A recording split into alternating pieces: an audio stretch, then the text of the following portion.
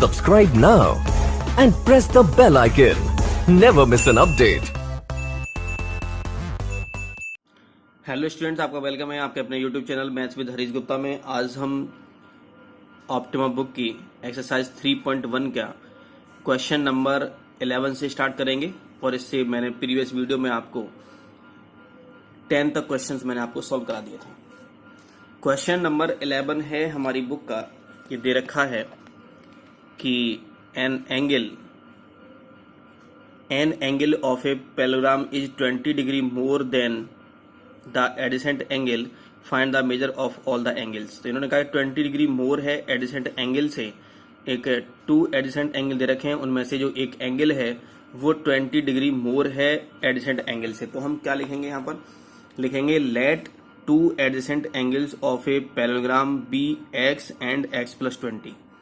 X and x plus कितना होगा, 20 होगा। Sum of adjacent angles equal to कितना, 180 डिग्री होगा। तो यहाँ लिखेंगे x plus 20 equal to 180 degree होगा। एक्स और एक्स कितना 2x हो जाएगा, 20 इधर ले गए कितना माइनस का हो जाएगा, कितना 2x इक्वल टू 160 हो गया। एक्स इक्वल टू कितना 160.2 कितना 80 आ गया। तो एक्स की वैल्यू आ गई हमारी 80 डिग्री। तो ये आ गया hence the adjacent angles of a parallelogram are x and x plus 20। तो जो एक्स की वैल्यू यहाँ पर आई थी उस वैल्यू को हम यहाँ पुट कर देते हैं, तो हमारा आंसर आ जाएगा एक्स की वैल्यू आ गई हमारी 80, तो 80 ये आ गया और 100 डिग्री ये आ गया। तो 2 एडजेसेंट एंगल्स हमारे ये आ गए 80 डिग्री और कितने 100 डिग्री। तो इन्होंने पूछा है कि ऑल एंगल्स पूछा है हमारे। जब एक 80 आया है तो दूसरा एडजेसेंट एंगल 100 आएगा, तीसरा कितना होगा 80 होगा और फोर्थ कितना होगा 100 डिग्री होगा, 100 डिग्री। ओके, तो ये आपको समझ में आ गया होगा कि ये कैसे होता है। तो ये 4 एंगल हमारे पास आ गए हैं यहाँ से। ठीक है, अब क्वेश्चन नंबर हम 12 देखते हैं। 12 में क्या दे रखा है।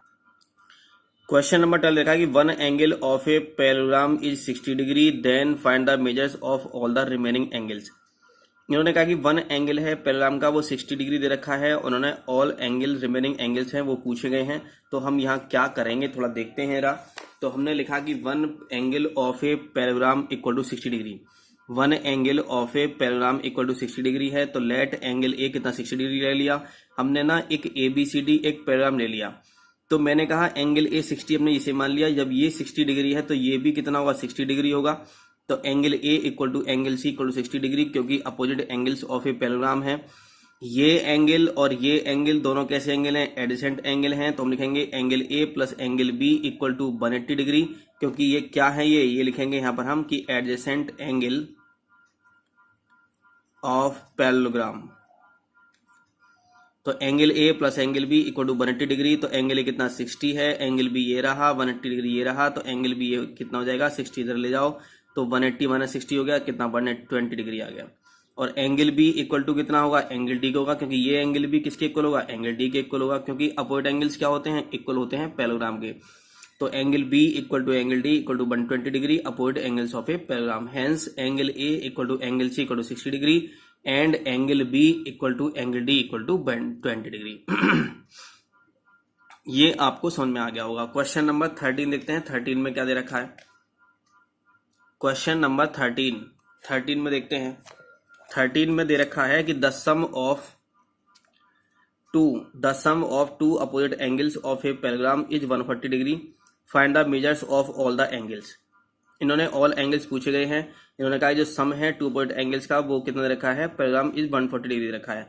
सम दे रखा है 2 अपोजिट एंगल्स का, और 2 अपोजिट एंगल्स क्या होते हैं, इक्वल होते हैं। तो अगर एक x होगा तो दूसरा भी कितना होगा x ही होगा। इनका सम कितना दे रखा है 140 डिग्री दे रखा है। तो हम यहाँ लिखेंगे कि let one angle be x। जब एक एंगल हम x लेट करेंगे देन अपोजिट एंगल भी कितना हो जाएगा, x हो जाएगा।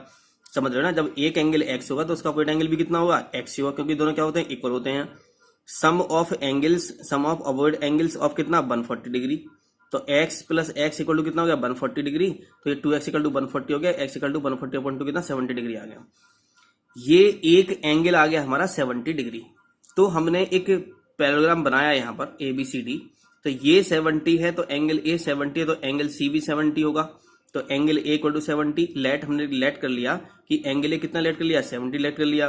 तो एंगल ए इक्वल टू कितना होगा, एंगल सी होगा इक्वल टू कितना 70 डिग्री हो गया। Angle A plus angle B, तो ये एंगल ए और ये एंगल बी दोनों क्या कहलाएंगे, ये एडिसेंट एंगल है हमारे, तो दोनों का सम कितना होगा 180 डिग्री। तो एडिसेंट एंगल्स ऑफ ए पैरेललोग्राम, तो एंगल ए कितना है 70, एंगल बी ऐसे लिख दिया 180 लिख दिया, तो एंगल बी आ गया हमारा 180 माइनस 70 कितना 110, तो एंगल बी इक्वल टू कितना होगा, एंगल डी के इक्वल होगा opposite angles of a parallelogram. ठीक है, ये बात हमें पता होना चाहिए। तो हेंस क्या होगा कि angle A equal to angle C equal to 70 degree and angle B equal to angle D equal to 110 degree हो जाएगा। ओके, अब क्वेश्चन नंबर 15 की बात कर लेते हैं। इन्होंने यहां पर ट्रू फॉल्स की बात की है। किसकी बात की इन्होंने यहाँ पर, आपने यहाँ पर ट्रू फॉल्स की बात की है। थोड़ा ध्यान से समझते हैं ट्रू फॉल्स के क्वेश्चंस को, और जो 14 क्वेश्चन है वो हम इसको छोड़ देंगे क्योंकि ये हमारा आगे नहीं, ये हम पढ़ेंगे आगे जाकर के, कहां पर 9th में पढ़ेंगे जाकर के आगे। ठीक है, तो इसलिए मैंने उनको छुड़वा दिए हैं। तो क्वेश्चन नंबर 15 में थोड़ा समझते हैं ध्यान से, और मैंने ये डिटेल में मैंने आपको बताया है। Every rhombus is a kite, तो इन्होंने कहा कि जो एवरी रोम्बस है वो काइट होती है। तो हम क्या करेंगे, जो काइट की जो जनरल प्रॉपर्टीज होती हैं, जो काइट की जनरल प्रॉपर्टीज होती हैं वो रोम्बस अगर सेटिस्फाई करता है तो इसका मतलब है ये सोल्व हो जाएगा, ये ट्रू हो जाएगा। तो क्या हो जाएगा ये हमारा, ये ट्रू हो जाएगा। तो every rhombus is a kite है हमारा कितना, ट्रू हो जाएगा। Every rhombus is a kite true हो जाएगा। ओके, तो ये क्या हो गया हमारा, ट्रू हो जाएगा फर्स्ट वाला। अगर ये दे रखा होता कि every kite is a rhombus तो क्या जाता है, रॉन्ग हो जाता, फॉल्स हो जाता, समझ रहे हो ना। लेकिन every rhombus is a kite but every kite is not a rhombus. Every rhombus is a parallelogram, तो पैरेललोग्राम की प्रॉपर्टी क्या होती है, अपोजिट साइड्स क्या होती हैं, इक्वल होती हैं एंड पैरेलल होती हैं, तो रोम्बस की वही होती हैं। तो जो जो प्रॉपर्टी जनरल प्रॉपर्टी पैरेललोग्राम की होती हैं वही प्रॉपर्टी रोम्बस की होती हैं। तो every rhombus is a parallelogram, तो ये क्या हो जाएगा, ये हमारा ट्रू हो जाएगा। Every rectangle is a rhombus, तो एवरी रेक्टेंगल रोम्बस होता है। तो रोम्बस की क्या होती हैं, ऑल साइड इक्वल होती हैं। ऑल साइड क्या होती हैं, इक्वल होती हैं रोम्बस की, लेकिन ऑल साइड एवरी रेक्टेंगल तो इक्वल नहीं होती हैं। इसका मतलब क्या हो जाएगा, ये हो जाएगा हमारा फॉल्स हो जाएगा। तो थर्ड वाला क्या हो गया हमारा, फॉल्स हो जाएगा। क्वेश्चन नंबर 4 में क्या रखा है कि every quadrilateral will be either A trapezium और ए पैरेललोग्राम और ए काइट। थोड़ा ध्यान से समझेंगे रहा इसको, क्योंकि इसके जो आंसर है वहां इन्होंने इसको ट्रू दे रखा है, वहां इन्होंने इसको क्या दे रखा है, ट्रू दे रखा है। लेकिन इसका जो आंसर होना चाहिए, जो एग्जैक्ट आंसर होना चाहिए, ये होना चाहिए फॉल्स होना चाहिए। क्यों होना चाहिए, अगर हम प्रॉपर्टी बेस्ड की बात करते हैं, अगर हम प्रॉपर्टी बेस्ड की बात करते हैं, प्रॉपर्टी बेस्ड बात करते हैं अगर हम, तब तो ये ट्रू होगा। इसका मतलब ये कि कोई भी आप क्वाड्रेटल बनाओ तो वो या तो ट्रेपीजियम होगा या पैरेललोग्राम होगा या काइट होगा। लेकिन अगर हम ऐसा कोई क्वाड्रेटल बना दें कि ना तो ट्रेपीजियम होगा वो, ना पैरेललोग्राम होगा, ना ही क्या होगा, काइट होगा, इसका मतलब ये है कि every quadrilateral will not be इधर ए ट्रेपीजियम और ए पैरेललोग्राम और ए काइट। मतलब ये हुआ कि कोई भी आप इसका, इन्होंने ये कहने का मतलब ये है, इनके कहने का मतलब ये है कि कोई भी आप क्वाड्रेटल बनाओ वो या तो ट्रेपीजियम होगा या पैरेललोग्राम होगा या काइट होगा। ऐसा बिल्कुल नहीं है, ऐसा नहीं है कि हम कोई क्वाड्रेटल बनाएंगे तो ये तीन ही होंगे, कुछ और भी हो सकता है, समझ रहे हो ना। लेकिन अगर प्रॉपर्टी बेस्ड की बात करें तब तो ये बिल्कुल सही है, प्रॉपर्टी बेस्ड की बात करें तो ये सही है बिल्कुल, क्योंकि ट्रेपीजियम में दोनों आ जाएंगे, ट्रेपीजियम में आ जाएगा, आइसोसेलेस ट्रेपीजियम दोनों आ जाएंगे, और पैरेललोग्राम में सारे आ जाएंगे, रेक्टेंगल भी आ जाएगा, स्क्वायर भी आ जाएगा और रोम्बस भी आ जाएगा, सब आ जाएंगे, और काइट ही आ गई यहाँ से। तो सारी चीजें रखी इन्होंने यहाँ से, प्रॉपर्टी बेस्ड की बात करेंगे अगर। लेकिन अगर एवरी क्वाड्रेटल कहेंगे तो इसका मतलब ये क्या हो जाएगा, रॉन्ग हो जाएगा ये, ठीक है ना। तो ये क्या होगा यहाँ पर, ये फॉल्स हो जाएगा। ये बात समझ गए ना, फॉल्स क्यों होगा। कभी आप आंसर पीछे देखो और कहो कि सर ने तो फॉल्स बताया है, ये तो फॉल्स होगा ये, ठीक है। Every square is not a rhombus, क्या ये बताओ कि रोम्बस की प्रॉपर्टी क्या स्क्वायर सेटिस्फाई नहीं करता। रोम्बस में क्या कहा कि ऑल साइड्स आर इक्वल होती हैं, इनके जो डायगोनल्स होते हैं वो बाइसेक्ट करते हैं each other at right angle पर। अरे ये प्रॉपर्टी तो ये भी स्क्वायर भी तो करता है, तो ये क्या हो गया, तो ये तो ट्रू, ये तो नॉट लिखा है ना, तो ये तो every square is a rhombus होता है, मतलब every square is a rhombus, पर इन्होंने क्या लिख दिया यहाँ पर, नॉट लिख दिया, इसलिए क्या हो जाएगा, ये फॉल्स हो जाएगा। अगर ये नॉट ना होता तो क्या हो जाता, ये ट्रू हो जाता, इसलिए क्या हो गया, ये फॉल्स हो जाएगा, ठीक है। तो ये आपकी समझ में आ गए होंगे। अब क्वेश्चन नंबर 16 देखते हैं, 16 में क्या दे रखा है। क्वेश्चन नंबर 16 देखा कि the measure of one angle of a rhombus is 80 degree, find the measures of the remaining angles पूछा गया है। इन्हें कहा the measure of one angle of a rhombus is 80 degree, तो जो एंगल है, वन एंगल है रोम्बस का वो 80 डिग्री दे रखा है। और रिमेनिंग एंगल पूछा गया। तो रोम्बस की भी बात पैरेललोग्राम की तरह करेंगे, मैंने भी करा था, क्योंकि रोम्बस के भी अपोजिट एंगल्स क्या होते हैं, इक्वल होते हैं। एडजेसेंट एंगल का सम कितना 180 डिग्री होता है। तो हम एक लेट कर लेते हैं 80 डिग्री। तो one angle of a rhombus equal to 60 degree मैंने कर लिया, यहाँ पर लिखा हुआ है क्योंकि दे रखा है इन्होंने यहाँ से। तो मैंने इसे एंगल ए लेट कर लिया। जब एंगल ए 60 डिग्री है तो एंगल सी भी 60 डिग्री होगा, क्योंकि अपोजिट एंगल्स होते हैं रोम्बस के। तो angle A equal to angle C equal to 60 degree, opposite angles of a rhombus. जो रोम्बस भी तो क्या होता है, पैरेललोग्राम होता है। तो पैरेललोग्राम की सारी प्रॉपर्टी रोम्बस सेटिस्फाई करेगा। Angle A plus angle B equal to 180 degree, क्योंकि adjacent angles of a rhombus दे रखा है। तो एंगल ए 60 दे रखा है, एंगल बी ऐसे लिख दिया, 180 लिख दिया गया। एंगल बी कितना जाएगा, 120 डिग्री हो जाएगा। तो एंगल बी कितना हो गया, 120 डिग्री हो गया हमारा angle B. Angle B equal to angle D होगा, क्योंकि ये दोनों क्या है, अपोजिट एंगल्स हैं। तो अपोजिट एंगल्स क्या होते हैं रोम्बस के, इक्वल होते हैं। तो angle B equal to angle D equal to 120 degree आ गया। तो यहाँ लिखेंगे hence angle A equal to angle C equal to 60 degree, angle B equal to angle D equal to 120 degree. यही हमारा क्या होगा, आंसर हो जाएगा।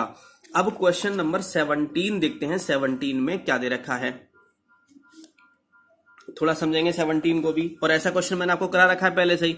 जो बच्चे पढ़े होंगे, अच्छे से पढ़े होंगे, उन लोगों को कोई प्रॉब्लम ही नहीं आ रही होगी। लेकिन कुछ बच्चे नहीं पढ़े होंगे तो उनको समझ में ही नहीं आ रहा होगा कि क्या दे रखा है। 17 दे रखा है, the diagonals of a rhombus are 16 centimetre and 30 centimetre, find the length of it sides. Sides पूछी गई हैं। यहाँ जो डायगोनल्स दे रखे हैं रोम्बस के वो 16 सेंटीमीटर है एक, तो एक 30 सेंटीमीटर दे रखा है। तो हम क्या करते हैं इसमें, यहाँ पर the diagonals of a rhombus are 16 centimetre and 30 centimetre, we know that. हम यहाँ कुछ डेफिनेशन लिखते हैं। यहाँ हम जानते हैं कि जो डायगोनल्स होते हैं ऑफ ए रोम्बस वो बाइसेक्ट करते हैं each other at right angle. जो डायगोनल्स होते हैं, बाइसेक्ट का मतलब है टू इक्वल पार्ट्स में डिवाइड करना। बाइसेक्ट का मतलब ये होता है कि DO equal to OB and AO equal to OC। AO जितना होगा उतना ही क्या होगा, OC होगा। तो ये बाइसेक्ट का मतलब होता है टू इक्वल पार्ट्स में डिवाइड करना, each other at right angle. तो AC इक्वल टू कितना है हमारा, 30 सेंटीमीटर है, और BD कितना है हमारा, 16 सेंटीमीटर। तो ये बताओ AO कितना होगा। तो AO तो हाफ हो जाएगा ना इसका। अरे जब बाइसेक्ट का मतलब क्या होगा, AO हाफ हो जाएगा AC का। तो AC अपॉन 2, तो 30 अपॉन 2 कितना, 15 सेंटीमीटर हो गया। BO कितना होगा, अरे BO भी इसका क्या हो जाएगा, हाफ हो जाएगा, क्या 8 सेंटीमीटर हो जाएगा। तो ट्राइंगल AOB, अब ये ट्राइंगल जो AOB बना है वो कितना है, राइट एंगल ट्राइंगल। देखो ये भी राइट एंगल होगा, ये भी राइट एंगल होगा, ये भी राइट एंगल होगा, और ये भी क्या होगा, राइट एंगल होगा। तो हम एक ट्राइंगल देख लेते हैं AOB। तो इस ट्राइंगल में देखा तो in triangle AOB is right angled at O। ये O पर राइट एंगल है। अब ये बताओ जो राइट एंगल होता है उसके जस्ट अपोजिट साइड होती है वो कहलाती है हमारी हाइपोटेनस। और ये किसी को बेस लेट कर लेते हैं और किसी को क्या कर लेते हैं, परपेंडिकुलर लेट कर लेते हैं। तो हाइपोटेनस क्या है हमारा AB। तो पाइथागोरस थ्योरम क्या होती है, तो AB का स्क्वायर इक्वल टू AO का स्क्वायर प्लस OB का स्क्वायर। AB का साथ मैंने ऐसे लिख दिया, AO कितना हमारा 15 है, 15 ऐसा लिख दिया। OB कितना है हमारा 8, तो 8 का ऐसा लिख दिया। 15 का ऐसा कितना होगा 225 हो गया, 8 का ऐसा कितना 64 हो गया। इनको ऐड कर लिया 289 हो गया। तो AB इक्वल टू हो गया, स्क्वायर था ना, तो इधर आगे कितना आ गया, अंडर रूट में आ गया, कितना गया 17 आ गया। तो AB 17, तो AB क्या है हमारी इस रोम्बस की साइड है। तो length of each side equal to कितना आ गया हमारा 17 सेंटीमीटर। यही हमारा क्या हो गया, आंसर हो गया। अब क्वेश्चन नंबर 20 की बात करते हैं। 20 में इन्होंने क्या देखा, देखो 18 19 हम नहीं करेंगे क्योंकि ये क्वेश्चंस आगे के दे रखे हैं और मैंने इसको छुपा दिया है। 20 में 20 में क्या दे रखा है, which of the following statement are true about the rectangle. इन्होंने कहा रेक्टेंगल के जो स्टेटमेंट है वो स्टेटमेंट जो है वो कौन सा ट्रू है। इन्होंने रेक्टेंगल दे रखा है, all of its angles are equal. बिल्कुल सही बात है, ट्रू होगा क्योंकि सभी एंगल्स क्या होते हैं रेक्टेंगल के, इक्वल होते हैं। ठीक है। सेकंड में क्या है, बोथ डायगोनल्स और आर अनइक्वल। तो इसके जो बोथ डायगोनल्स होते हैं वो अनइक्वल होते हैं, नहीं इक्वल होते हैं। बोथ डायगोनल्स आर इक्वल, और इन्होंने क्या रखे हैं अनइक्वल, देखते क्या हो जाएगा, फॉल्स हो जाएगा सेकंड वाला। थर्ड देखा है, it has all sides of equal length. ये भी गलत हो जाएगा क्योंकि अपोजिट साइड्स इक्वल होती हैं इसकी, ऑल साइड इक्वल नहीं होती रेक्टेंगल की, समझ रहे हैं ना आप। तो क्या हो जाएगा, ये फॉल्स हो जाएगा। फोर्थ दे रखा है, every rectangle is a parallelogram. बिल्कुल सही बात कही है क्योंकि पैरेललोग्राम की जो प्रॉपर्टी होती है वो ये सेटिस्फाई करता है। तो क्या हो जाएगा, ये ट्रू हो जाएगा।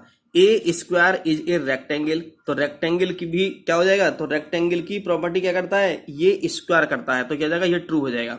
अब थोड़ा ध्यान समझेंगे, इन्होंने कहा स्क्वायर इज ए रेक्टेंगल। अब रेक्टेंगल की प्रॉपर्टी क्या होती है पहले ही समझे जरा। रेक्टेंगल में ये होता है कि अपोजिट साइड्स आर इक्वल। तो क्या स्क्वायर की अपोजिट साइड इक्वल नहीं होती, हाँ होती हैं but equal. Each angle 90 degree, तो ये भी होता है ईच एंगल 90 डिग्री। तो ये तो ट्रू हो गया, a square is a rectangle but a rectangle is not a square. Rectangle square की प्रॉपर्टी फॉलो नहीं करता, जबकि एक स्क्वायर रेक्टेंगल की प्रॉपर्टी फॉलो करता है। इसलिए क्या होगा कि a square is a rectangle but a rectangle is not a square. तो क्या जाएगा, ये ट्रू हो जाएगा फिर वाला। It diagonals bisect each other, बिल्कुल सही बात है। इसके डायगोनल्स जो क्या करते हैं, बाइसेक्ट करते हैं ईच अदर पर। Diagonal intersect each other at right angle, नहीं, क्योंकि ओनली 2 क्वाड्रिलेटरल ऐसे हैं जिनके जो डायगोनल्स हैं वो बाइसेक्ट करते हैं each other at right angle पर। कौन कौन से, एक तो स्क्वायर है और एक कौन सा है हमारा, एक है रोम्बस। इन दो के अलावा कोई और यहाँ पर नहीं है। 21 भी हम यहाँ क्वेश्चन को छोड़ देंगे। तो हमारे क्वेश्चन क्या हो गया, ये एक्सरसाइज कंप्लीट हो गई है। इसको पढ़ने के लिए हमने 3 चैप्टर पढ़े थे आर.एस. अग्रवाल के। अगर आपने आर.एस. अग्रवाल के चैप्टर सही से पढ़ लिए होते तो आपको इन क्वेश्चंस करने में कोई प्रॉब्लम नहीं होती। मैंने आपको इसलिए वहां पर कराए हैं वो 3 चैप्टर, क्योंकि हमें डिटेल में पढ़ना था। और यहाँ पर इन्होंने 21 क्वेश्चंस में ही सारे चैप्टर का सब कुछ दे दिया इन्होंने यहाँ पर, समझ रहे ना। पॉलीगन्स के बारे में बता दिया इन्होंने यहाँ पर, क्योंकि पॉलीगन्स के बारे में इन्होंने एग्जाम्पल में तो बताया है, इन्होंने बेस तो दे रखा है पॉलीगन्स का, लेकिन इन्होंने यहाँ क्वेश्चंस नहीं दे रखे थे, ठीक है ना। तो इसलिए मैंने पॉलीगन अलग से कराया। क्वाड्रिलेटर के क्वेश्चन को ज्यादा नहीं दे रखे हैं इन्होंने, एंगल वाले कोई क्वेश्चन दे नहीं रखे इन्होंने निकालने फाइंड करने वाले, ठीक है ना। तो मैंने इसलिए वहां पर वो सिलेक्ट कराया कि जिससे आपको 9th में अगर जाओ आप क्लास में तो आपको ये ना लगे कि हम कुछ सब कुछ नया पढ़ रहे हैं। आपको ये लगेगा कि हम केवल 10 या 20% या 25% ही हम न्यू पढ़ रहे हैं, आपको ऐसा लगेगा वहां पर जाकर के, ठीक है। इसलिए मैंने आपको ये चैप्टर करने से पहले 3 चैप्टर मैंने कराए थे, ठीक है। अब न्यू चैप्टर पर बात करेंगे नेक्स्ट वीडियो में। तब तक के लिए टाटा बाय बाय। और अगर आपको वीडियो अच्छी लगी हो तो आज को लाइक करें, कमेंट करें और शेयर करें। मैंने देखा है कि जितने बच्चे देखते हैं वो इसको लाइक नहीं करते हैं, लाइक भी क्या करें इसको, ठीक है। चलिए, थैंक यू, धन्यवाद फॉर वॉचिंग।